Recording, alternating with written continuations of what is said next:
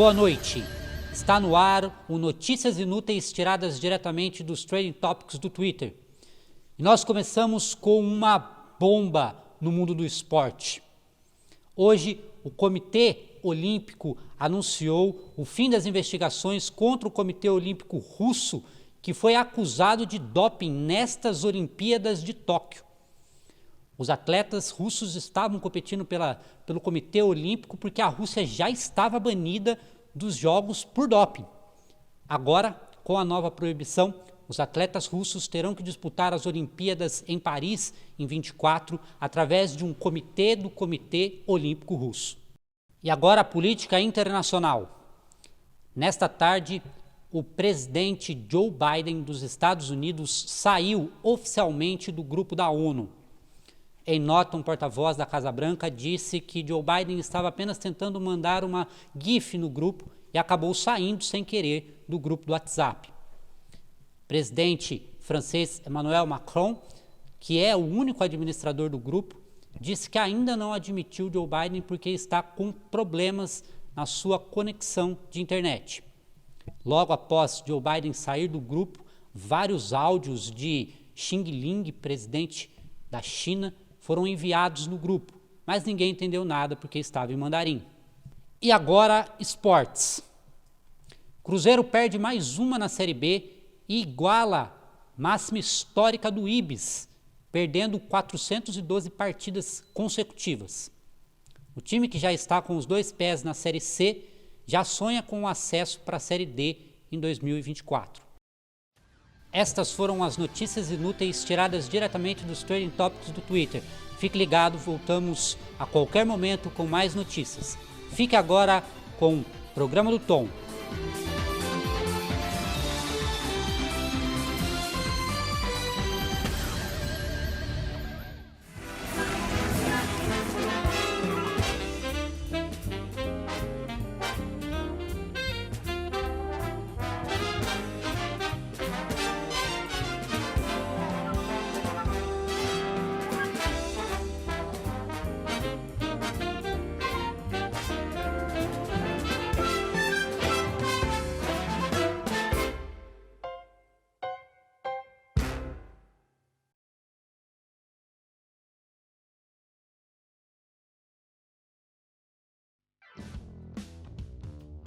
Boa noite! Está no ar o terceiro episódio dessa temporada do Programa do Tom, no meu, no seu, no nosso YouTube. E sem muita enrolação, quero chamar ao palco ele, a figura ilustre deste programa. Como anunciá-lo? Com vocês, simplesmente, Milton Júnior!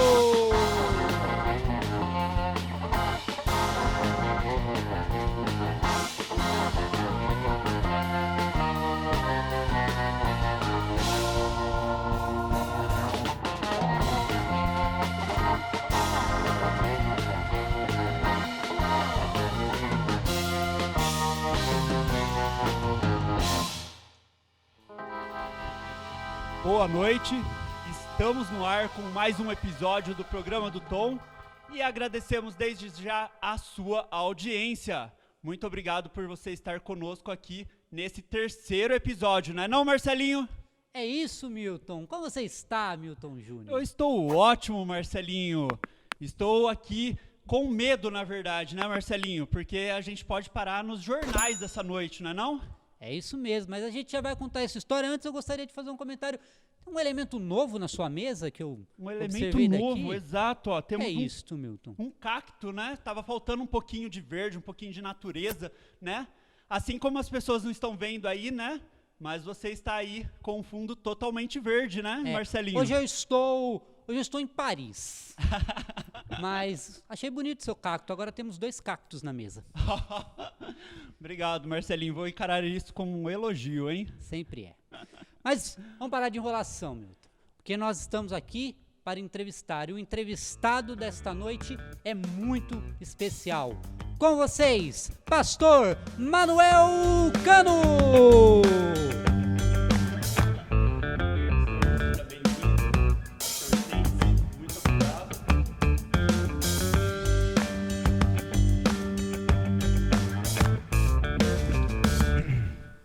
bem, pastor Manuel? Tudo bem, Milton. Que bom que o senhor está aqui. Muito obrigado mais uma vez por ter aceitado o convite, né, de estar aqui conosco, participando do programa. É uma grande honra para a gente poder participar com o senhor, né, ouvir um pouquinho da sua história.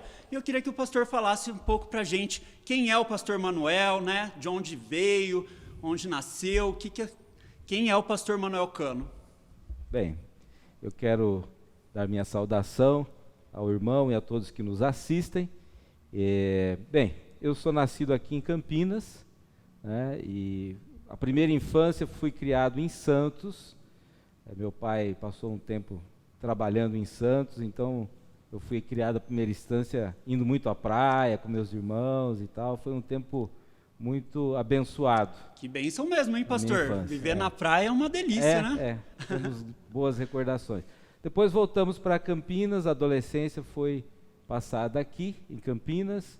Eu voltei para cá com 10 anos, né? E depois, assim que chegamos em Campinas, meus pais procuraram uma igreja. E a igreja que eles gostaram justamente foi a primeira igreja batista bíblica de Campinas, né?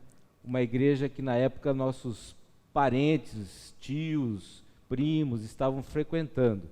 Naquele tempo era o pastor Jorge Simpson, fundador da igreja, que estava à frente do trabalho. E nós gostamos, meus pais se envolveram na igreja, nós também. E então fomos ali crescendo e as coisas foram acontecendo. Né? Legal. E como foi o momento de conversão do pastor? Muito bem. Eu aceitei Jesus quando eu tinha 15 anos. Na verdade, meus pais achavam que eu era crente. Acham que filho de crente é crentinho, né, pastor? Mais Os ou pais menos. do Milton também acham que ele é.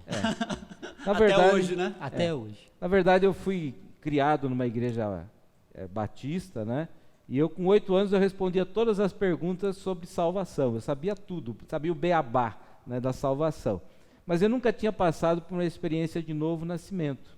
Mas como eu respondia tudo certo, né, eu me candidatei ao batismo. Eu lembro que eu ainda dormia no culto naquele tempo, eu tinha 9 anos, né, às vezes eu dormia no culto. Quem nunca, né, pastor? Mas eu falei para o meu pai, pai, hoje eu vou lá na frente porque eu quero me batizar. E ele falou, isso você quer mesmo? Eu quero. Então, o senhor não deixa eu dormir. Aí, Boa naquele colocação. dia, então, eu fui à frente, disse ao pastor que eu queria me batizar, porque tinha aquela coisa, a gente queria participar da ceia, né? Sim. Então, as outras crianças participavam, algumas, pelo menos, que já eram batizadas. Achava que era bom para fazer um lanchinho, né, pastor? Fazer um lanchinho e tal, não ter que comer mais aquela sobrinha lá na cozinha depois do culto, né? Mas eu fui batizado. Na verdade, aconteceu uma coisa muito interessante, que o pastor levou para a assembleia o meu pedido de batismo e a igreja aprovou, embora meus pais levantassem a mão sendo contra. Sério? Né? Por quê? Então, eles achavam que eu era muito jovem, que eu era muito criança ainda, e na verdade eu acredito que eles tinham razão, porque na verdade eu não era nascido de novo, mas fui batizado. Então, em Campinas, a gente ouvia muito sobre salvação, o pastor Jorge pregando, né, e falando sobre aceitar Jesus e a certeza da salvação, e eu não tinha. E eu queria aceitar Jesus, mas tinha vergonha de que meus pais me entendessem mal, eles achavam que eu era crente, então ficou aquela situação constrangedora. Até que num final de semana, meus pais foram viajar, né, foram visitar alguns parentes aí no interior, e eu e meu irmão ficamos. A gente tinha que trabalhar segunda-feira, não fomos viajar. E aí, naquele domingo, o pastor Jorge pregou sobre salvação, certeza da salvação, e eu me senti totalmente à vontade para ir lá e dizer, pastor, olha, eu não sou salvo. Ele falou, então você precisa aceitar Jesus. Eu aceitei Jesus de verdade e senti que houve um novo nascimento. Então, foi uma experiência assim, né? E eu digo que não adianta uma pessoa nascer numa igreja evangélica, ser batizado, se ele não passou pelo novo nascimento, ele tem que passar por essa experiência. Então, essa foi a minha história, né? Eu acredito que muitas pessoas vivem essa dúvida. Mas todo mundo acha que eu sou crente, eu fui batizado, mas de fato não tinha nascido de novo. Então daí começou uma vida nova, eu fiquei muito animado. Na época eu tinha um amigo na igreja que acabou ficando muito íntimo, né? Era o pastor João Cândido. Na época não era pastor, nem ele nem eu. Então ele me achou na escola, me viu na igreja, depois me achou na escola, falou: "Ei, você estava lá na igreja?" Eu falei: agora eu lembrei, você também estava visitando a igreja. E nós nos tornamos grandes amigos e, vamos dizer assim, companheiros de jornada espiritual, depois trabalhando juntos na mocidade. Começamos a tocar violão junto, na verdade ninguém conseguiu evoluir nisso, mas é que estava fazendo muita coisa, né? Tocando violão, aí ele começou a namorar, eu comecei a namorar, depois ele entrou no instituto, eu ainda estava terminando o colegial, não deu para seguir naquele caminho, né? Mas, naquele momento, mas Deus usou ele na minha vida e eu na vida dele como uma espécie de companheiro, de jornada espiritual, de ministério. Então nós tivemos assim também uma adolescência muito boa, focada, né, nas coisas de Deus. Então legal, a gente às vezes cansava no fim de semana e descansava durante a semana trabalhando e estudando e namorando quando dava, né? É verdade, né? Então era muito interessante, tinha uma agenda cheia na igreja e durante a semana, a gente esteve envolvido o tempo todo com as coisas de Deus. E para nós foi muito, muito bom. Poxa, que legal. Às vezes, né, pastor, como diz a Bíblia, temos amigos mais chegados do que irmãos, né? Sim. E é gostoso, né, quando a gente tem alguém para compartilhar. Então, com 15 anos, o pastor foi, né, se converteu, aceitou a Jesus. Em que momento o pastor foi chamado para o ministério? Bem, eu tinha alguns sonhos na época que eu era adolescente. Um sonho que eu tinha era entrar para a academia da Força Aérea Brasileira. Então eu me empenhei durante algum tempo estudando, me preparando para fazer o concurso. Eu estava bem preparado, mas aconteceu um fato assim inesperado. No dia do exame, eu nunca tinha entrado doente num hospital, sempre tive saúde boa. Mas no dia do exame, justamente no dia que eu ia fazer as provas, eu fiquei, na noite anterior, eu passei mal. Descobriram depois que era cálculo renal, né, mas com 16 anos eu tive a primeira crise de cálculo renal, passei mal, né, e me internaram e o médico não me liberou para ir fazer os exames. Então foi uma frustração muito grande. Eu lembro que na época o pastor Jorge, no dia seguinte ele me pegou, foi até o local de provas, que estava tendo outras provas, né? E ele conversou lá com o responsável, era um oficial da Força Aérea e tal, levou atestado, mas eles não deixaram fazer a prova. Então acabei que não fiz a prova, e nesse meio tempo, né, eu estava pensando em preparar para fazer o ano que vem, né, o ano seguinte, mas a verdade é que nesse momento a gente estava muito envolvido com as coisas de Deus, e Deus começou a falar comigo sobre o ministério, e eu me decidi então para o ministério. Daí eu acabei tirando da minha cabeça essa questão de servir as Forças Armadas, entrar para a carreira militar, e decidi ir para o ministério, mas ainda tinha que terminar o curso técnico. Estava fazendo o curso de eletrotécnica, eu tinha que terminar o colegial, o curso técnico, para depois dar sequência a esses planos agora do ministério. Legal. E pastor, que sinais, né, que o senhor teve que o senhor deveria entregar sua vida para o ministério? Conta só um pouquinho para a gente esses detalhes desse ministério, né, desses sinais que foram dados para o senhor para aceitá-lo no ministério. Bem, eu acho que existem, assim, pelo menos dois aspectos fortes de alguém que é chamado no ministério. Uma coisa é você ter um sentimento, uma convicção interior que Deus quer isso. E também tem um outro detalhe, outras pessoas dizerem isso para você, né? Eu me lembro que era na primeira igreja batista bíblica, naquele tempo, os jovens tinham muita oportunidade de ensinar, de pregar, né? E então quase todos pregavam, ensinavam, e uma vez ou outra pessoas chegaram e disseram: olha, você tem o dom para falar, para ensinar, né?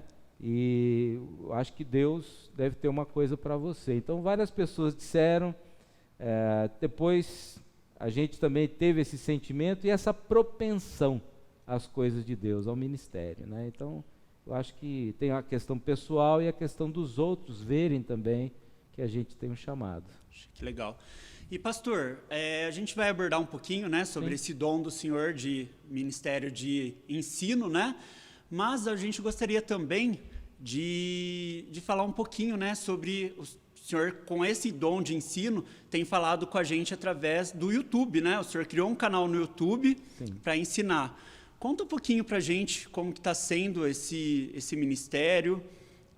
O senhor tem tido ajuda de alguém? Como que foi? Como que o senhor deu início? Estava com muita vergonha, né? Às vezes a gente fica aqui cheio de vergonha, né, pastor? Para falar um pouquinho, sabendo que milhares de pessoas vão estar nos assistindo. Conta um pouquinho como está sendo essa experiência do pastor. Foi fácil ou não foi para o pastor? Milhares de pessoas. Você é bem sem vergonha, viu? Ô, Marcelinho, não fala assim, ó. Vou passar vergonha com o pastor Manuel Cano, ó. Tô aqui tentando pegar umas dicas, né? De pessoas mais experientes, poxa. E chamou o convidado de velho. Experiência, não é velhice, né, pastor? Pastor tá novo ainda, né, pastor? Nem tanto. Mas conta um pouquinho pra gente como tem sido esse ministério.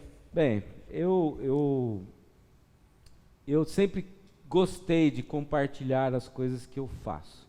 Por exemplo, há muitos anos atrás, eu comecei a pegar os meus sermões, editá-los no computador e formatá-los em apostila, com índice, etc. Então, eu tenho aí uns 3 ou 4 volumes que tem o título de Estudos e Mensagens. Então, sempre que eu ia para congresso, eu fazia cópia e levava, né, e vendia tudo que levava, né? Então fiz muito isso, coloquei o material na livraria cristã de Campinas aí, vendia tudo que eu punha lá, todo mês eu levava material.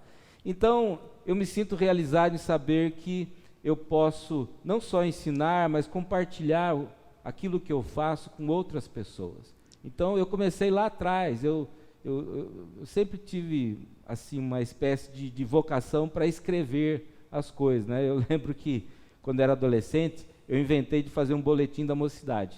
Sim. E o pastor Jorge na época não tinha nem máquina Xerox, não tinha nada. Nossa. Naquele tempo estava surgindo o Xerox, né? Sim. Mas a gente quase não usava Xerox, era tudo stencil. O pastor Jorge tinha um stencil.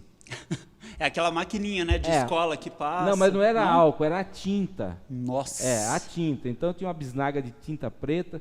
A gente pegava o material, o stencil que era perfurado numa máquina sem fita, né? Batia tudo, punha na máquina, punha tinta e então rodava aquilo lá. E eu comecei fazendo boletim, fazia boletim da mocidade, fiz o boletim da igreja durante algum tempo, né?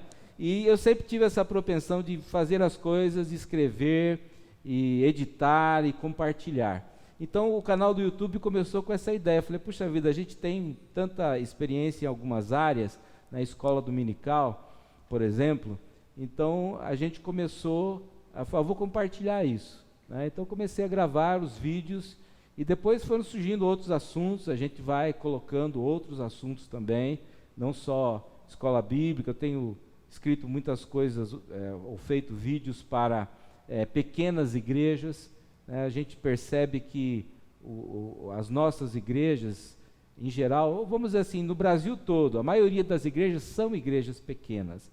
As batistas bíblicas também, a grande maioria são igrejas com menos de 100 membros. Então, essas igrejas, elas têm seus problemas, suas dificuldades, as suas peculiaridades, e a gente, ao longo do nosso ministério, a gente foi percebendo certas coisas, certas áreas que achamos que poderíamos ajudar. Que legal. Então, criamos alguns cursos de capacitação. para auxiliar as igrejas a treinar obreiros, né? Então a gente começou a dar cursos nas igrejas e depois a ideia de compartilhar também esse material no YouTube. Legal.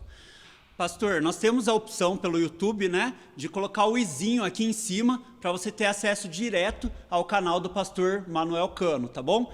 Mas antes de a gente continuar com essa entrevista sensacional, nós temos aí um novo patrocinador, não é mesmo, Marcelinho? É isso, então nós vamos para um rápido intervalo comercial, agradecendo desde já aos nossos patrocinadores que está bancando o nosso cachê. A gente já volta.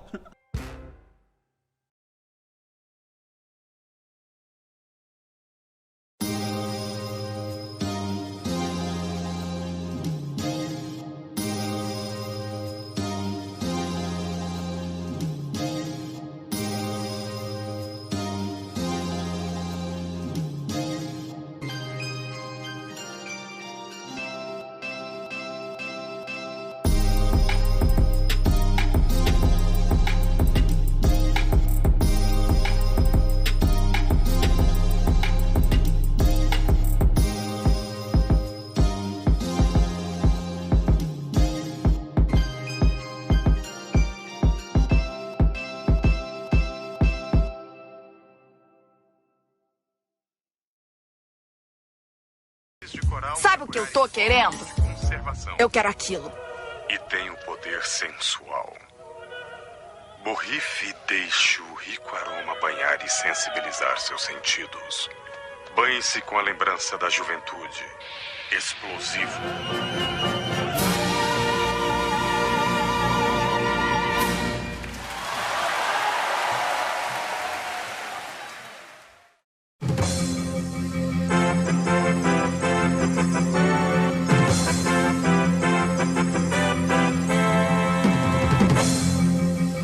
Interrompemos a programação para uma notícia de última hora. Cadê a notícia? Não tem notícia? E por que entrou então? Ah, não, vocês estão de sacanagem.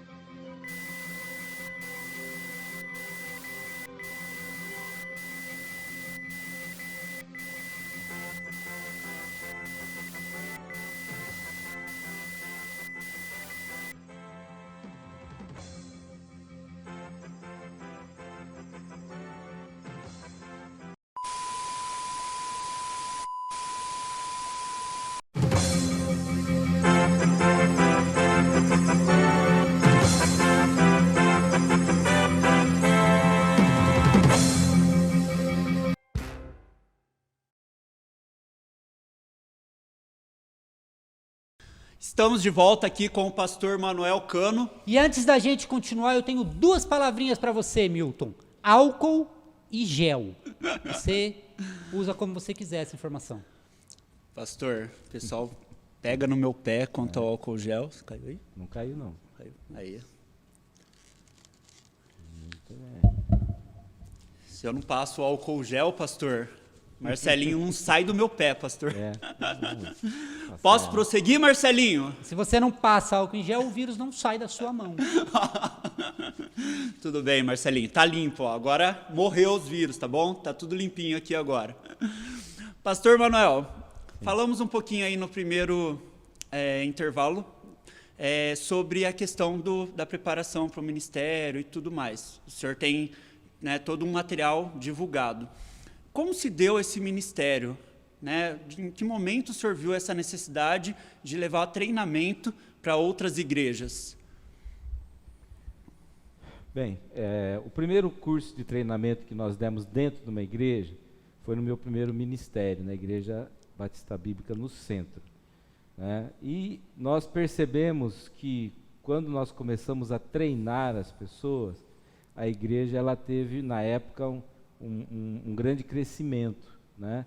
Então a igreja, nós percebemos que o caminho era esse, era treinar os leigos para realizar o trabalho, serem professores, evangelistas, discipuladores, né? Líderes dentro da igreja. Então lá nós começamos. Depois no ministério em Indaiatuba também eu dei alguns cursos de treinamento, né? E cada vez mais essa ideia foi crescendo, de fazer cursos. Tal como eu era pastor, pastoreei 30 anos, então a gente tinha sempre, era tudo voltado para a igreja, né? Mas chegou no momento que nós entendemos que Deus tinha outros planos para nós, encerrou o nosso ministério lá em Indaiatuba, deixamos a igreja com outro pastor, e então a gente entendeu que o nosso ministério daí para frente deveria ter esse foco de ensino. Embora nós não temos assim quase que oportunidade dentro das igrejas para desenvolver esse ministério, assim, como ministério de tempo integral, né? Então eu formatei alguns cursos, né, que comecei a oferecer para as igrejas. Também apareceu a oportunidade, o convite da Comunhão Batista Bíblica Nacional para trabalharmos como secretário executivo da comunhão, e o trabalho do secretário executivo é justamente visitar as igrejas. Então conversei com eles, nós unimos o útil ao agradável. Ao mesmo tempo que eu fazia o trabalho de visitar as igrejas, dar apoio aos missionários e aos obreiros, a gente também oferecia esses cursos para as igrejas. Então, quando eu viajo, eu procuro sempre levar essa proposta para as igrejas no campo, né, principalmente em outros estados, onde não há tantas oportunidades como existe aqui no estado de São Paulo. Pastor, então, desculpa interromper, mas é interessante essa questão, né? A gente às vezes tem uma visão de que apenas o pastor tem que pastorear uma igreja, né, ficar ali fixo na igreja local, mas existem vários chamados ministeriais, né, de que você pode treinar pessoas, né? Não necessariamente você tem que ficar no seu local ali sempre naquela mesma igreja, né? Deus tem um chamado, um propósito para cada um. E é bonito de se ver, né, o pastor ter esse interesse em capacitar outros líderes, capacitar outras pessoas para o ministério. Então, desde já, parabenizo o pastor, né, por esse ministério fascinante aí, que eu gosto muito. Eu gosto muito de ensinar, né, principalmente as crianças, né, eu tenho mais essa facilidade. Mas, desde já, a gente agradece. E eu queria saber um pouquinho do pastor, qual que é essa dificuldade que o senhor vê das igrejas não apoiarem tanto esse ministério? O que dificulta, quais os empecilhos que causam essa falta de apoio? Né? Porque, às vezes, as igrejas estão, né, nos assistindo, sim, e vão perceber a necessidade de ter treinamento nas suas igrejas, né? Bem, eu acho que tem muito a ver com a tradição das nossas igrejas, né? Nossas igrejas, elas giram muito em torno do ministério pastoral. Não é que isso seja ruim, mas não é suficiente, muitas vezes, para você desenvolver certos ministérios da igreja, porque nenhum pastor tem todos os dons, né? Então, existe a necessidade de que obreiros com dons diferentes ministrem a igreja, né? Mas como normalmente a igreja tem um só pastor e o pastor não tem todos os dons, a igreja acaba ficando carente de treinamentos, né? Por exemplo, tem pastores que não sabem muito pouco, vamos dizer, sobre escola bíblica dominical. Então ele tem dificuldades evidentes nessa área e ele não consegue treinar. Às vezes ele manda o pessoal para a PEC, né, que faz um bom trabalho no treinamento de pessoas, mas na área de gestão, eles praticamente não entram. É só pedagogia, ensina o professor a dar uma boa lição, etc. Mas na área de gestão de escola dominical, que é o que o pastor e a igreja muitas vezes precisa, não tem. Então tem outras áreas, evangelismo, grupos pequenos, outras áreas, poderia citar aqui também, a área de finanças, família. Então são áreas, às vezes, que o pastor não tem, muitas vezes, habilidade para desenvolver, para ensinar. Então a igreja, ela fica carente nessas áreas, né?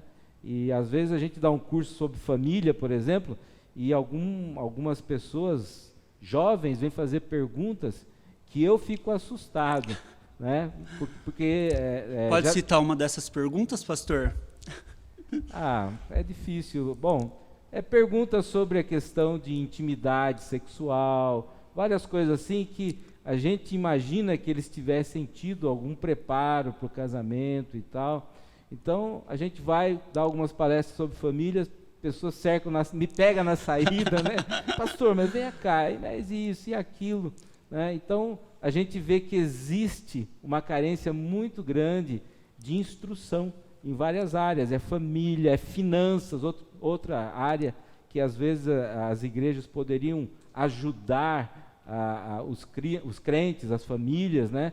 Até mesmo porque é interesse da igreja que os crentes tenham uma vida financeira saudável, que sejam livres de dívidas e tudo mais, também para poder viver melhor e investir na obra de Deus. Mas então há essas carências na área de Inclusive, finanças, pastor, etc. houve um curso que o pastor ministrou lá no Cavervi, Sim. de finanças, que eu participei, e foi uma bênção, viu, pastor? Foi uma bênção. Depois daquele curso, eu nunca mais paguei um boleto vencido. Por ele vence, eu Já melhorou, não pago, né? mesmo. Você viu que tá ensinando, é isso que você ensina no curso, pastor? Sim. Mas, pastor, é interessante, né? São vários cursos que o pastor citou aqui, inclusive, né? Temos aí o contato do pastor Manuel Cano, né? Se você tem interesse, entre em contato aqui com o pastor Manuel Cano, para o Brasil inteiro, né, pastor? Sim, pastor ministro. sim. Então, nós temos essa opção. E, pastor, pensando um pouquinho também na preparação ministerial, como que o senhor vê hoje em dia os nossos institutos, as nossas preparações para alunos, né, que querem ser pastores, missionários? Como que o senhor vê essa carência e como que o senhor enxerga que pode melhorar para que essas pessoas tenham mais acesso ou tenham um ensino de qualidade melhor? Bem, no passado, nós tivemos, acho que uns 7 ou 8 institutos bíblicos, batistas bíblicos em todo o Brasil. Hoje, esse número se reduziu a 4. Temos em Campinas, em São Paulo, em Pernambuco, Manaus, e recentemente foi reaberto um instituto que estava fechado lá no Rio Grande do Sul. Bem, 5 institutos, né? Levando em consideração que nós temos um país tão grande e que os batistas bíblicos estão espalhados por quase todos os estados, nós temos uma carência muito grande de preparo teológico, né? O problema é que onde nós não temos um instituto presencial, temos obreiros chamados para o ministério, mas não temos uma escola para prepará-los, né? Então, o que acontece? Esses obreiros, ou eles não são preparados, ou eles acabam indo se preparar em seminários de outros grupos, né? Agora, isso tem um efeito colateral, né? Ele acaba sendo formado por um outro grupo, uma outra visão teológica, ministerial, etc. Então, quando ele volta para o nosso grupo, ele volta, vamos dizer assim, estranho, diferente dos outros, e muitas vezes não consegue se integrar. Outras vezes acaba se separando dos outros pastores da nossa comunhão, fazendo um ministério totalmente sozinho, independente, sem comunhão. Outro problema é que, às vezes, indo se preparar no outro grupo, ele sai do seminário e ele é convidado para trabalhar com esse grupo, e ele vai, e nós perdemos o obreiro. Então, nós temos pastores que têm muito receio, e eles ficam preocupados, dizendo, olha, não é certo formar pastores pela internet. E nós temos refletido muito nessa afirmação, e a realidade é que ninguém consegue formar pastores pela internet. Seja o melhor curso de teologia que tiver, nós formamos pessoas em teologia. Porque formação de pastor é uma coisa que acontece na igreja. É a igreja que forma pastores, é um mentor que forma um outro pastor em treinamento, né? Então, quando alguém quer ser um pastor, ele precisa do preparo teológico, é uma necessidade, mas ele precisa também do preparo prático, do ministério prático que vai ser desenvolvido na igreja com um mentor. Então, esse mentor vai delegar funções, vai orientar, vai cobrar, vai avaliar, enfim. E quem treina pastores, quem forma pastores são as igrejas. Agora, nós podemos hoje, com a tecnologia que nós agora estamos usando nesse tempo de pandemia, nós descobrimos que podemos fazer um treinamento teológico através da internet, né? Então podemos usar aí o Google Meeting, outras plataformas para ensinar. Então, isso é uma carência antiga. Por exemplo, o missionário vai para o campo missionário, ele planta uma igreja, ele fica 10 anos, aí ele fala, bom, agora a igreja está plantada, eu vou para outro lugar, mas se ele não treinou um obreiro, ele não tem para quem passar a igreja. O ministério fecha, se encerra, acaba, né? Ou ele fica preso ali, o missionário, por isso que nós temos um missionário que está preso numa igreja há 20 anos, ele não consegue sair porque não consegue treinar um obreiro. Sozinho, ele não consegue dar o que um instituto bíblico formado por uma equipe de pastores consegue fazer. Interessante. Né? E a CBBN, pensando nesse aspecto, pastor, tem algum projeto que possa treinar pessoas à distância ou presencial? Nós, no ano passado, nós íamos iniciar um projeto de formação teológica por extensão e modular em Porto Velho.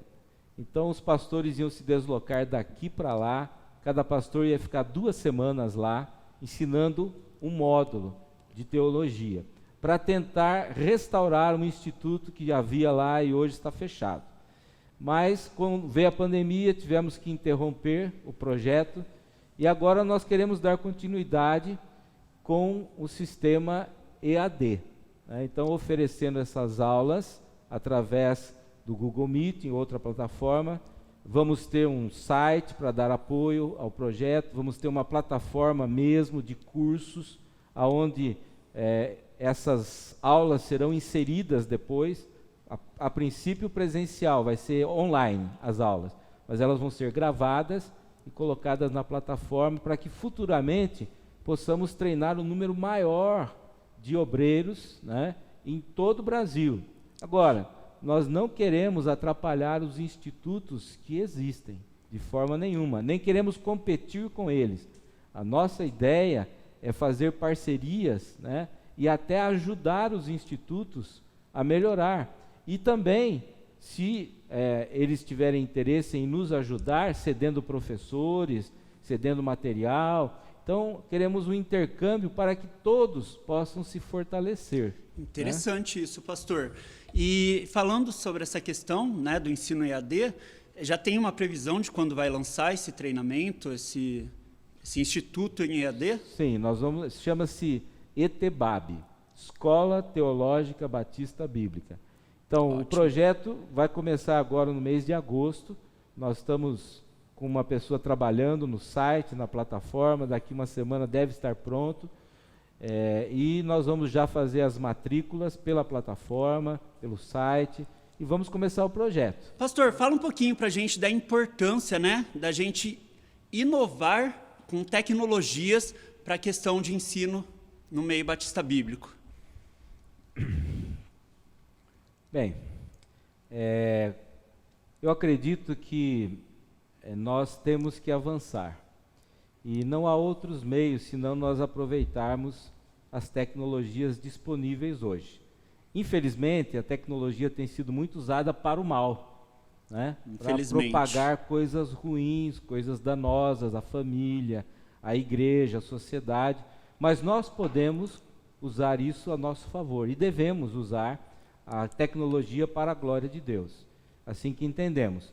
Agora, temos ouvido falar, por exemplo, que tem algumas escolas teológicas que estão com 2.000 alunos EAD, enquanto que os nossos institutos presenciais não têm mais do que 20 alunos, quando muito 20 alunos. Então, nós precisamos avançar. Temos obreiros, sim, para treinar, mas não temos muitas vezes meios de fazê-lo. Então, o que nós queremos fazer é criar meios para que possamos treinar em toda parte obreiros. É lógico, como eu disse, na questão teológica, a questão ministerial é a igreja que vai transformar esse aluno de teologia, ou formado em teologia, em pastor. Legal. Né? Então, é assim que pensamos, é assim que queremos trabalhar. Realmente estamos começando, dando os primeiros passos, Nós ainda não temos nosso material em vídeo. Nós vamos começar dando aulas online, gravando, depois editando essas aulas, formatando as apostilas. Então nós vamos, é um processo, mas nós queremos permanecer nesse projeto, queremos levar avante, porque entendemos que é o meio que nós temos de dar treinamento teológico, sem o qual uma pessoa não consegue ser um pastor eficiente. Ótimo, pastor. Por mais muito que a bem igreja colocado. dê oportunidades, ele será sempre um leigo se não tiver um treinamento teológico. Então nós queremos suprir essa necessidade das igrejas. Não queremos substituir o papel delas, não. Nós queremos ajudar, porque um grupo de pastores e professores, então, pode dar esse treinamento para um aluno que está, por exemplo, lá no interior da Bahia, ou no interior de Rondônia, e temos pessoas pedindo treinamento nesses lugares. Temos alunos já em potencial para o nosso curso. Ótimo, pastor. Vai facilitar muito, né? Tenho certeza que será uma grande bênção aí para esses alunos, né? Poderem participar e realizar aquilo que Deus tem colocado no coração deles, né? Mas, pastor, pensando um pouquinho também, o senhor é o editor, né, do jornal O Batista Bíblico. Sim. Como surgiu esse jornal? Né, da onde surgiu essa ideia, como é que funciona o jornal, como que é a distribuição. Conta um pouquinho para a gente como que é o Jornal Batista Bíblico, pastor. Muito bem. O Jornal Batista Bíblico, ele tem a história e a pré-história, né? Eu brinco às vezes. O que seria a pré-história dele? A pré-história do Jornal Batista Bíblico é que ele começou por diversas vezes, antes de nós nos envolvermos com esse ministério.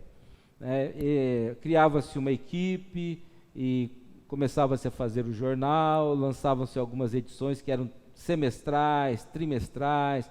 Teve um tempo que houve uma revista chamada Revelação, que era uma mesclagem de jornal com revista, porque ela tinha notícias, era uma revista, né? Tinha notícias, mas tinha também aulas para a escola dominical. Então, era uma mistura de revista de escola dominical com jornal, porque tinha notícias também.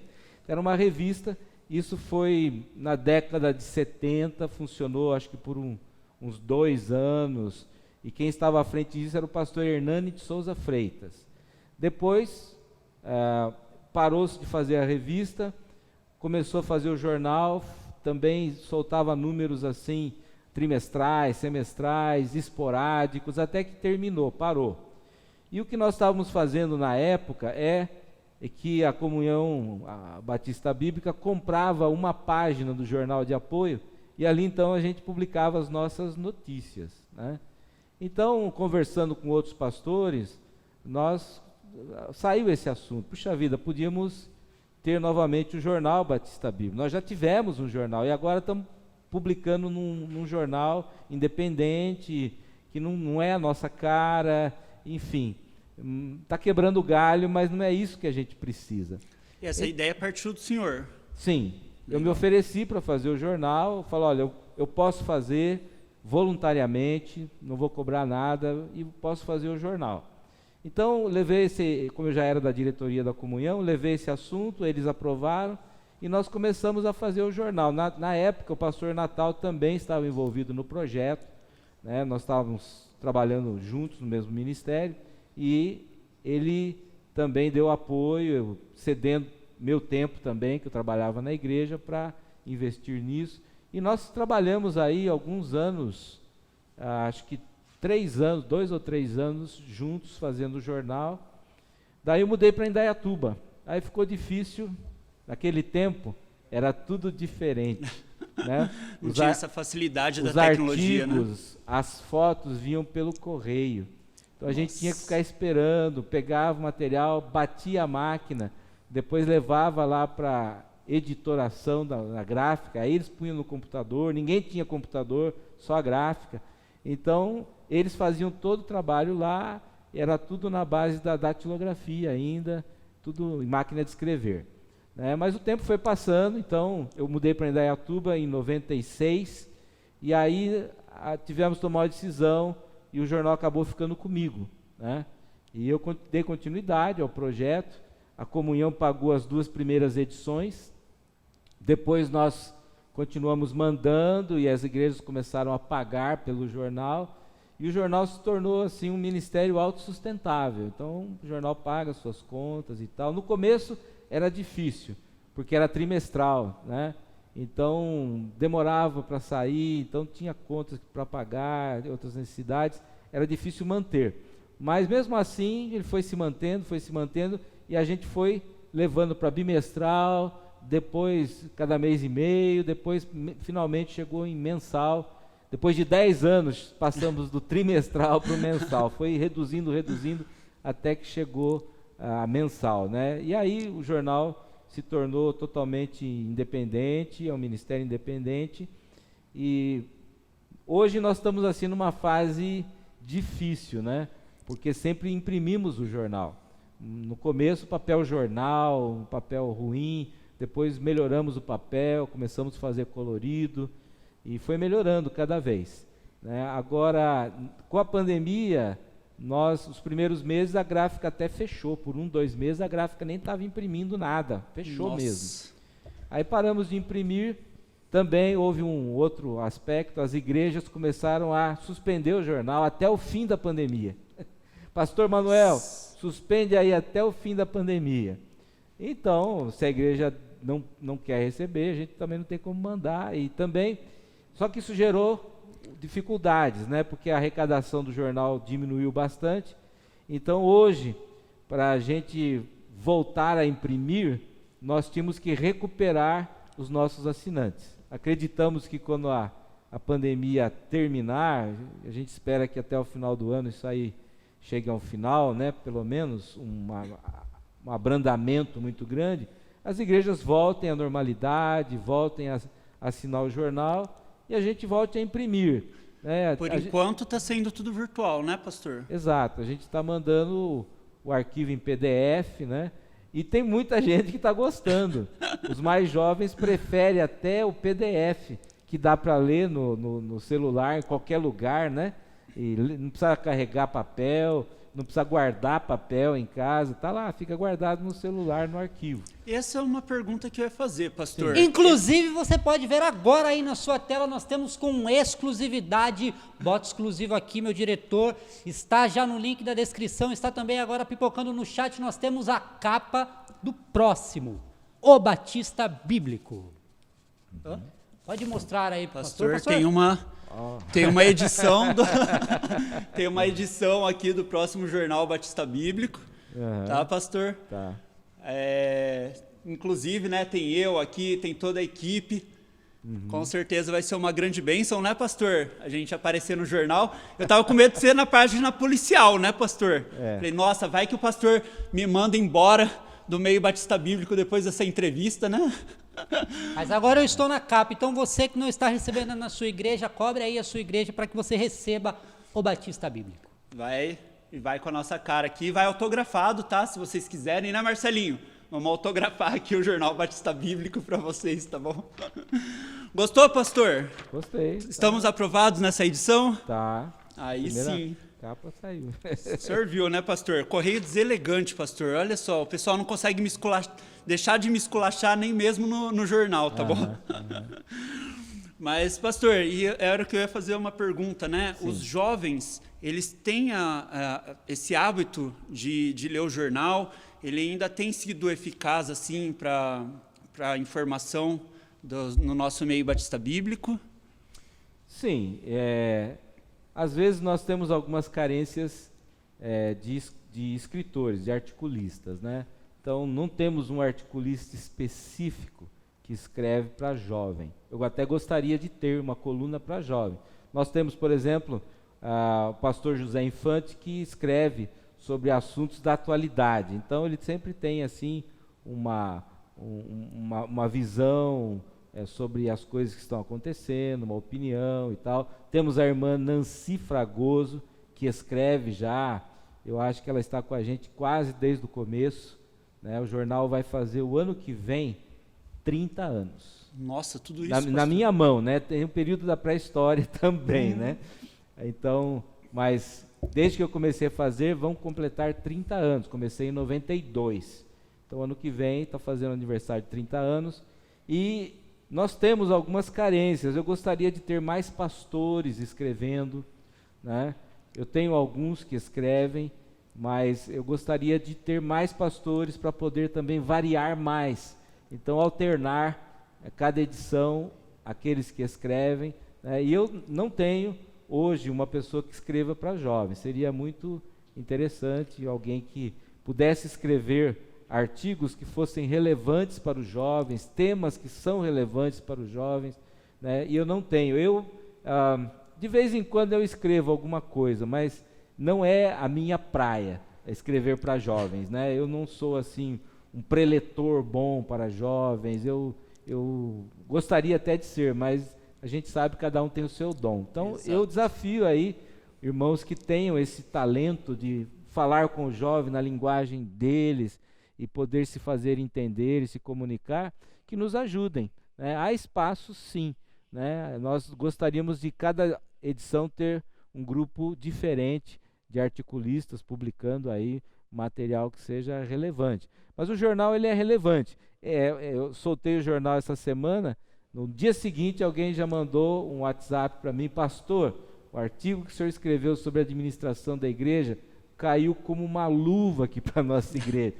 O povo estava precisando ler isso. Eu estou passando o jornal, estou pedindo para o pessoal ler. É isso, pastor, graças a Deus pelo jornal. Então, essas coisas nos estimulam a ir em frente, né? Agora, como eu estava falando, nós estamos assim, aqueles que são mais tradicionais, aquelas pessoas que já têm uma certa idade, eles querem o papel. Então, nossa ideia é voltar a imprimir. E também ter o arquivo digital. Em PDF, o digital. Então, a igreja que assinar o jornal, ela vai receber o papel, mas ela vai receber também o arquivo digital. Então, o papel vai para aqueles que são tradicionais, que gostam do papel para ler, e o arquivo digital vai para os jovens, para quem quiser receber. E, na verdade, o arquivo digital, ele é muito mais propagável do que o papel, né? O papel você tem que ir lá entregar para a pessoa, o propagável você passa pelo WhatsApp para todos os seus contatos, então atinge muito mais pessoas, né? Então nós vamos bonificar as assinaturas com a assinatura digital. A pessoa assina o pacote de jornal impresso, que seja 10, mas ele vai receber também o pacote digital para poder mandar para quem quiser distribuir e espalhar. Para nós, quanto mais divulgação, melhor. Que ótimo. Pastor, desde já agradecemos, né, imensamente ter aceito esse convite, ter participado aqui com a gente, falado um pouquinho da sua vida, do seu ministério. Foi uma grande bênção para mim, tenho certeza que foi uma grande bênção para todo mundo que está em casa nos assistindo também. E eu gostaria de deixar o pastor livre agora para trazer uma mensagem para a gente de incentivo ao ministério, algo que Deus tocar no seu coração, tá? Então, pastor, fique à vontade, pode se direcionar ao público e dar a sua palavra final. Bem, em primeiro lugar, eu gostaria de agradecer pela oportunidade de estar aqui compartilhando nossa vida, nosso ministério. Eu dou graças a Deus, em primeiro lugar, pelo que Ele tem feito. Agradeço também a minha esposa, que tem sido uma grande apoiadora. Nós nos casamos e quando a gente se casou, a gente foi para o seminário. Então, a mesma idade que nós temos de casamento, nós temos de ministério. E ela tem sido sempre uma ajudadora idônea, tem me apoiado, me ajudado em muitos aspectos.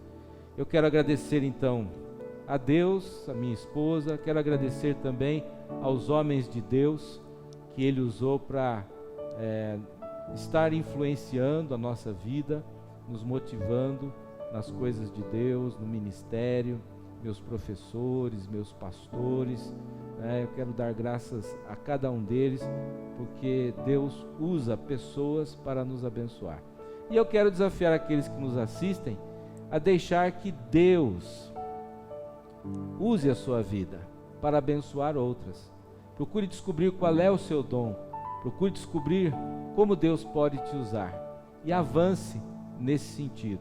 É extremamente gratificante descobrir o dom, exercer esse dom e perceber que esse dom nas mãos de Deus pode ter uma relevância na vida das pessoas que nos ouvem, que nos assistem, enfim. Então eu acredito no poder da palavra falada, da palavra escrita. Então nós temos trabalhado agora nas duas coisas, né? No jornal, a palavra escrita, e também na internet, na Rádio Batista Bíblica, através da palavra falada, que acreditamos também pode abençoar muitas vidas. Então fica aí o meu incentivo, o meu estímulo, que você descubra o seu dom e use para a glória de Deus. E o resto Deus fará. Quando a gente se dispõe, a gente se entrega, está pronto para servir, o Senhor nos usa. E é uma coisa extremamente gratificante, né? Chegar já numa idade madura, né? Uma idade adulta, e saber que Deus está nos usando de uma maneira abençoada na vida de outras pessoas. Amém, pastor. Mais uma vez, muito obrigado. Deus abençoe muito a sua vida, seu ministério, sua família, né? E foi muito gratificante tê-lo aqui conosco, tá bom? Deus abençoe grandemente. E você que está aí em casa, muito obrigado pela sua audiência. Fiquem ligados aí, temos mais alguns episódios aí pela frente. Não é mesmo, Marcelinho? É isso, Milton. Nós agradecemos demais, pastor Manuel Cano, pela sua presença. O programa foi maravilhoso. Espero que você aí tenha curtido. E não se esquece, hein? Ativa aí o sininho, se inscreve, comenta, compartilha com mãe, pai, cachorro, papagaio. Este que é o meu, o seu, o nosso programa do Tom. Tchau!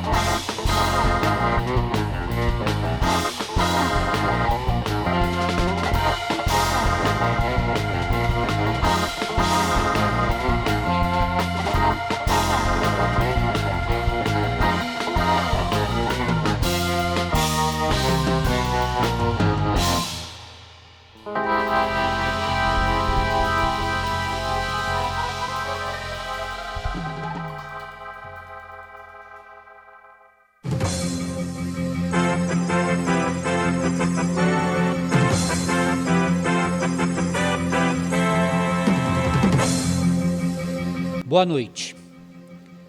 Há poucos instantes, a Vigilância Sanitária deflagrou uma operação que fechou um estúdio onde era gravado um talk show. Segundo o superintendente da Vigilância Sanitária, o senhor Hermes, o programa já havia recebido várias notificações a respeito da não utilização de álcool em gel em seu programa.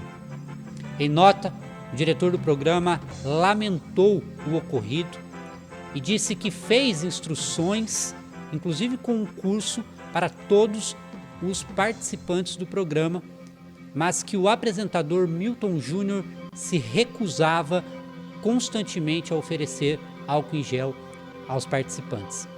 A Vigilância Sanitária deu um prazo de 90 dias para regularização ou demissão do apresentador.